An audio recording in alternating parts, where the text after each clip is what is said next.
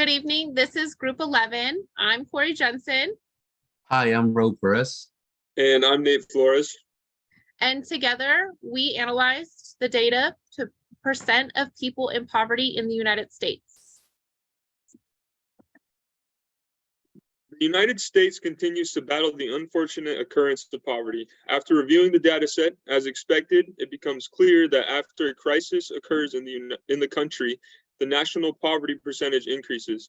Upon analyzing the graphs and data, we can see the peaks in poverty occur after a crisis, such as the 2008 recession and the 2020 COVID-19 pandemic. We explored the data by first developing questions that we wanted to answer. Then we analyzed the data sets from a government website, usafacts.org. First data set we analyzed was the percent of people in poverty by year. The percentage of people in poverty is a data set that shows the overall percentage of people in poverty from the years 1959 to 2021 in the United States.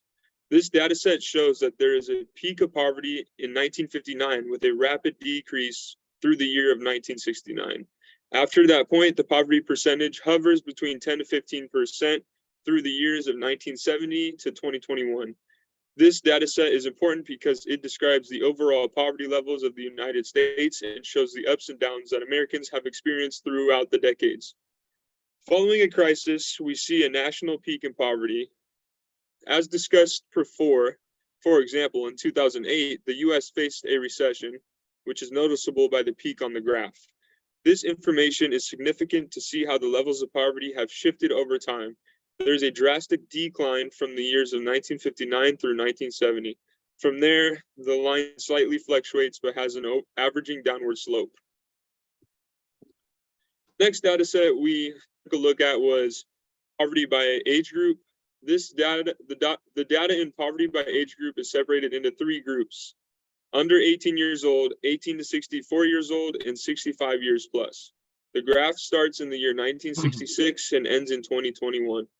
Upon viewing the graph and analyzing the data, it becomes clear that the age group most affected by poverty was the age group 65 years plus. This age group has seen a substantial decrease in poverty percentage since 1966, while the other two groups were rising to higher percentages of poverty, but eventually coming back down in 2021 to a similar percentage to 1966.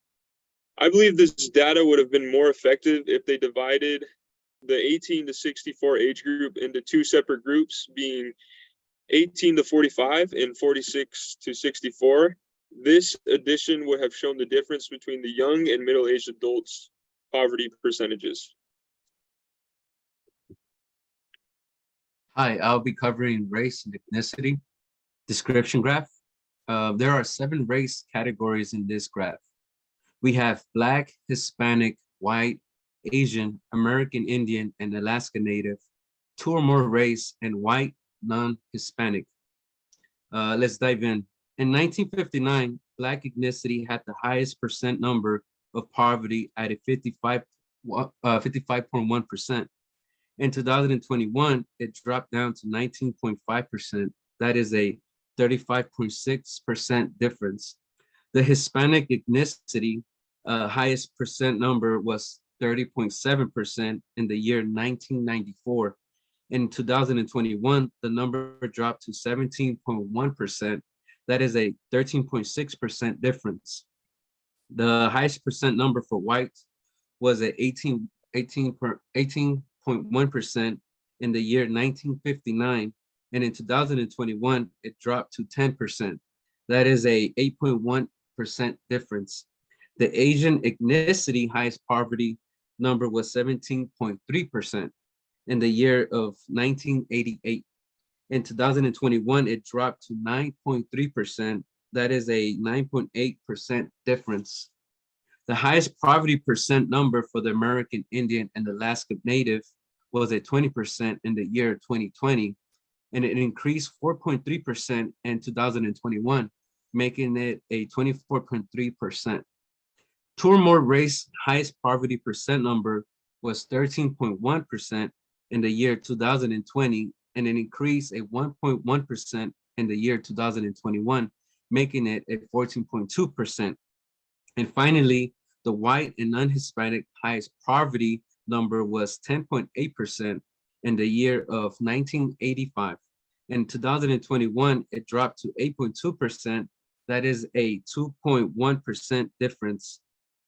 Two interesting facts that stand out the most is Black ethnicity having the highest poverty percent number from all ethnicities, and white non-Hispanic maintaining a steady line since the year of 1973 to 2021.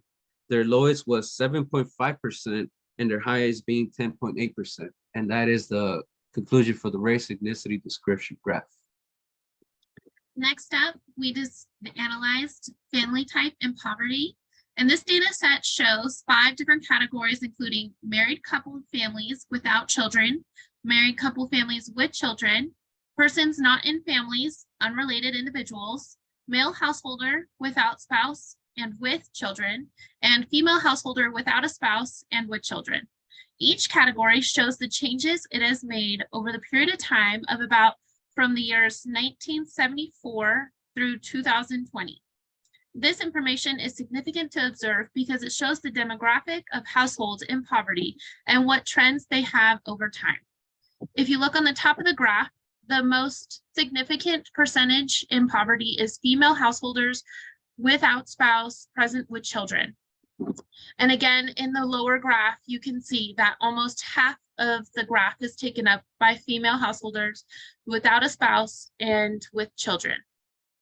Next up, we talked about poverty by state.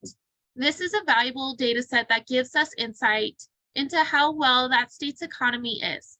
Poverty levels that are high in some states affect the states surrounding, and the same difference for states of low poverty. Most states have a poverty percentage hovering around 9 to 11%. Over the time span of 1980 through 2019, only 4 states' poverty percentages have decreased, while all other states' poverty percentages have increased.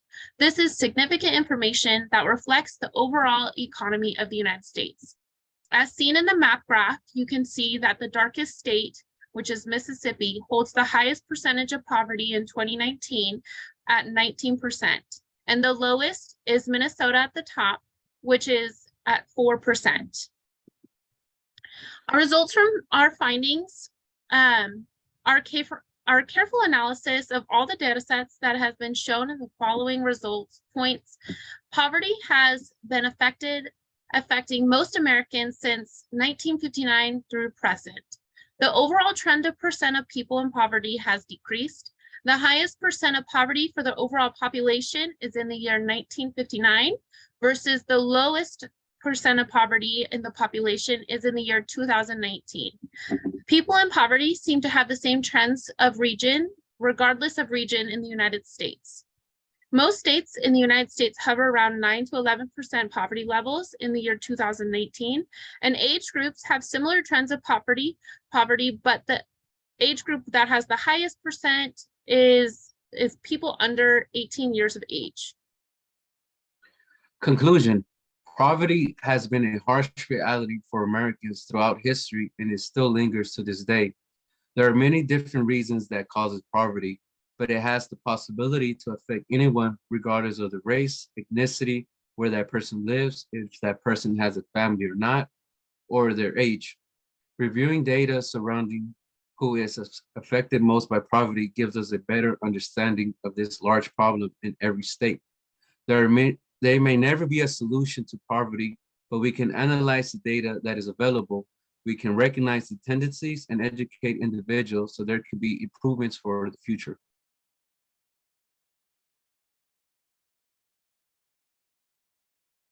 Possible errors. The largest possible error that could affect the data set in this project is the oversight of what is causing poverty to begin with, and if that affects the collection of data.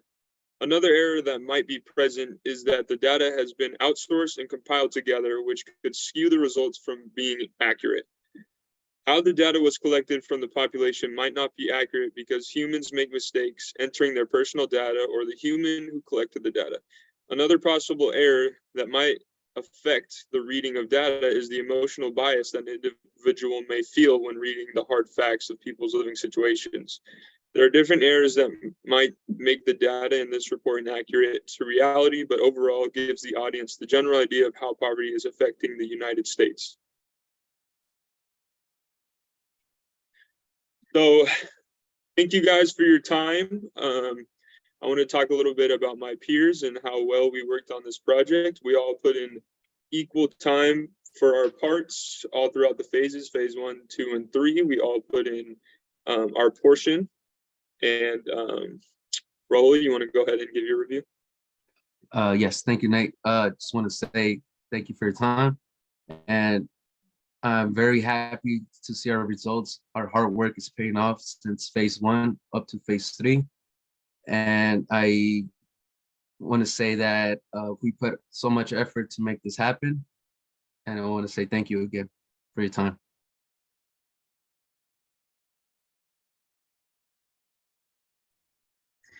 I just really want to say thank you to whoever's listening and to my peers. We did a great job. I think we really excelled in our communication throughout the whole project in all phases.